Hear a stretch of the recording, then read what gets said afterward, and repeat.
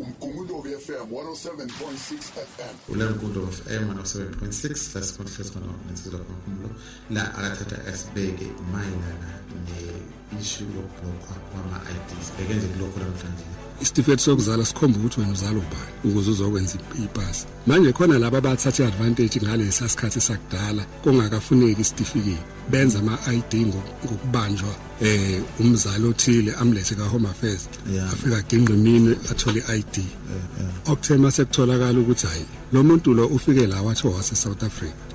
Kodwa futhi sekuyabonakala ukuthi kunamanye ama-record akhomba yena lo muntu futhi ofanayo la kutholakala ukuthi mhlambe unobuzwe noma unezinto ayisubmithile futhi kaHome Affairs ezimveza ukuthi owangaphandle.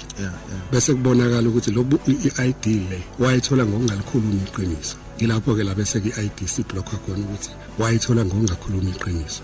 Process ke zobe seyiqala lapho ukuthi ke kuzohlanganiswa wonke lama pieces of information esitholakala ngalomuntu ngoba uma ephumeka ngaphandle kuthatha imino yakhe engena la eSouth Africa kuthatha imino kubhekwa nepassport ayisebenzisayo nazo zonke lezi zinto kuthi lo muntu lo ufike la sazi ukuthi uyi-South African kodwa manje nakho siyambona futhi usephethe i-passport yaseMozambique ngenza isibonelo manje sephethe i-passport yaseMozambique kodwa kubonakala la yena edlula kule process yalaba abafike nge-passport bahlala besebenzisa ama-permits baze bathola i-permanent residence base beya-naturalizwa as South African akadlulanga konke lawo ma-process lawo wonke amanye ama-foreign adlula kuwo ubonakale yena esene-ID kodwa futhi usaqhubeka asebenzisa ubuzwe bakhe kodwa akazange azayilandela imithetho yokuthi uthole i-ID njengomuntu osuku naturaliziwe. The sound of choice of KZN Capital.